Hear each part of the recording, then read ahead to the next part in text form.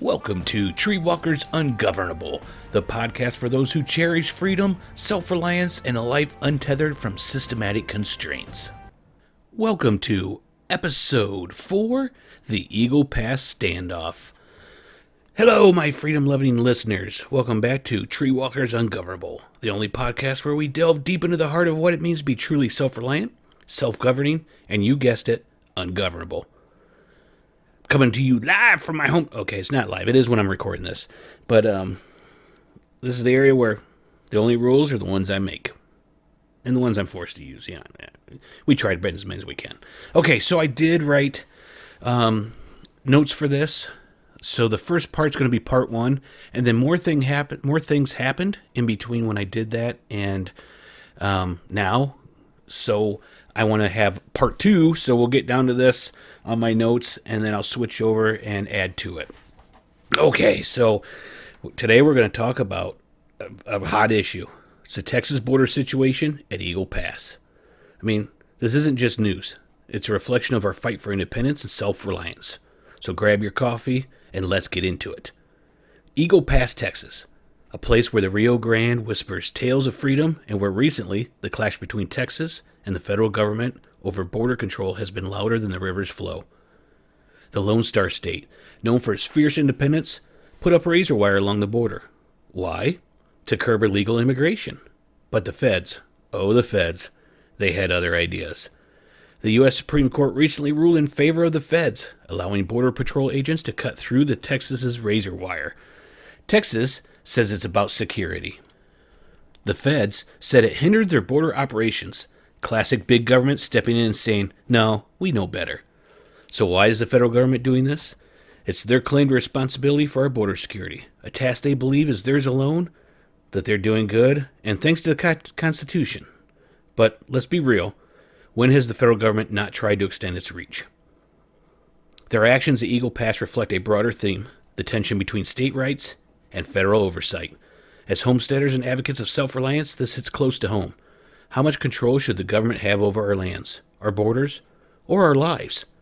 Now let's connect the dots to homesteading and being ungovernable. The situation at Eagle Pass, it's a stark reminder of the need for self-sufficiency. When you're relying on big systems, be it for food, security, or governance, you're at their mercy. On my homestead, I try to make as many of the rules as I can.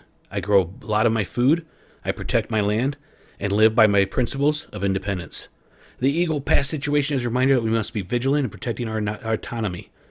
Personally, I see Eagle Pass as a symbol of the ongoing struggle between autonomy and control. Whether it's razor wire or government regulations, the question remains, who gets to decide what's best for our land, our borders, and our lives? Okay, so that's the first part. That's the part I had wrote out so that I could do it easily, and that would have been the end of the podcast. But things have boiled over. And I thought I would give you a little bit more background on it. Okay, and I do have notes here, so I have to you might hear paper flighting in the background. So the Eagle Pass, just to be said, is 2.5 miles of border. And that's where they're disputing about the razor wire. Eagle Pass is a park that people have to pay to get into. So on that 2.5 miles of the 1,254 miles of border that Texas has, the federal government has said that they can't put razor wire on those 2.5 miles. Okay, if I pay to go in that park and I'm assaulted by illegal immigrants coming into that area, am I allowed to sue the federal government then? I mean, if I have to pay to go in, they have to pay to go in, right? And I'm going to kind of jump around here a little bit, but because we'll get into more of some of the reasons that that's an issue. But if you've ever listened to the Survival Podcast with Jack Spirko, I thought he had a great solution to this. Let the feds go in. Let them cut the razor wire. Come 15 feet off the border. Put razor wire up again. Anybody who comes across the border there and gets your razor wire, you arrest for trespassing on state land. Really nothing the feds could do about that. It's not on the border. It's back from the border, right? But we'll see how that happens. So, the 25 states, all red states, have backed Texas. They believe they're right. They believe the federal government's wrong. I live in Ohio. Ohio's one of them. I applaud Ohio for doing that because that's what's right. The only thing is, this is separating us as a country. And like I said, I'm kind of going more away from Ungovernable and more onto this topic here. But it's just to try to inform you better and to point out what I think's happening. Okay, so Biden's administration is kind of over the barrel on this one. They're going to get screwed one way or the other. Because Trump has actually called for all those states, the 25 states that have backed Texas, send in their National Guard to help defend Eagle Pass.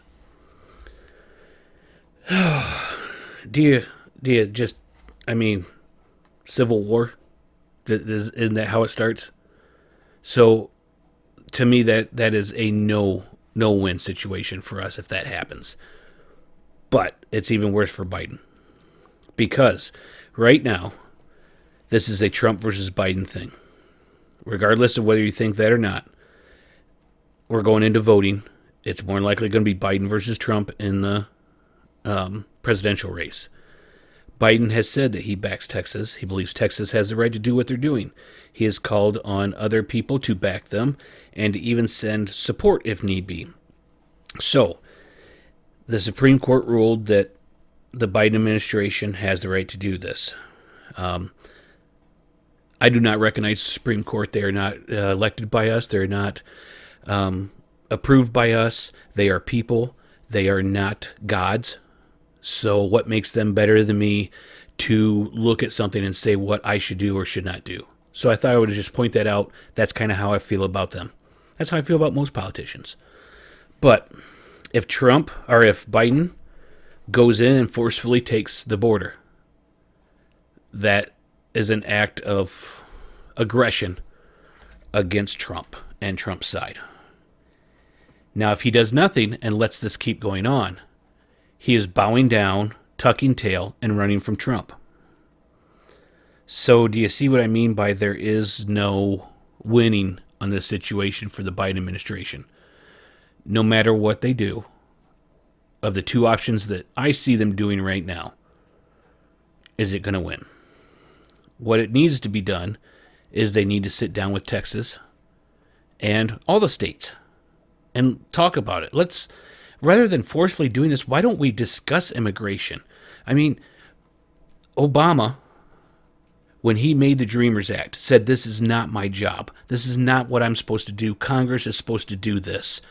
But since you won't, I will. And when Trump was in office, he got rid of the Dreamers Act because he mirrored Obama saying, this is not right.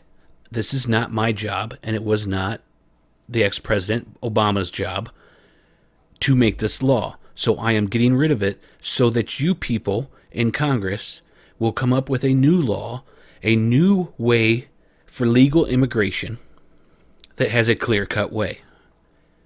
And they still refuse to do it. They would rather fight tooth and nail with each other to do this. So they're all at fault here. And they all need to sit down and figure this out. And we need closed borders. We need ways of people coming in legally and not just coming in and saying, I'm oppressed. And we just give them money and allow them to come in. We can't afford ourselves, let alone everybody else from every other country that is illegally already breaking the law to coming in. So every one of them that crossed that border that is not coming in the way it is said that they're supposed to come in is a criminal. Let me say that again. Every one of them is a criminal. They have broken the law and nothing is being done about it. And I know what you're going to think. Well, they're trying to claim asylum. Well, that's great. Guess what? Let's do that, not by coming into the border, not traveling over how many hundreds of miles to get here. Let's come up with a way to do this. Why can't we sit down, man to man, and come up with a clear way to do this? I'm not even bringing in the drug cartels or anything. I'm just talking about people. It is just such a mess. And this is kind of where I wanted to go with this more. Since this all happened, President Biden has shut down all of the new contracts. So it's not old contracts. So the old stuff's still rolling, but the new contracts of liquid natural gas going out of Texas. You can't tell me that's not political. They want to make sure that everything is good. Okay, almost all of that was going to Europe. It was going to Europe to heat their homes, to use power generators to make power for people. You know, what they would have used through the pipeline that somebody blew up. I'll let you draw your own conclusions on who that was that blew it up. I think somebody had said, we'll do whatever it takes to keep Russia from... We won't go into that. What do you think? Because, this might be an environmental issue, as one of the things the Biden administration said. What do you think they're going to use to make power if they don't get this liquid natural gas? That's right, coal. That's sure a lot cleaner than natural gas, isn't it? But I just, maybe this was planned months before. I doubt it. It sure looks like it is them putting sanctions on Texas. So our government is putting sanctions on our own states. Boy, sure sounds like something could be brewing, doesn't it? So this is where it comes down to what I bring all this up for. We really need to get together, get groups, get self-reliant, protect each other, get our seeds growing, get our caches ready. I'm not telling you what you need to store. You know what you need. The 3 Bs.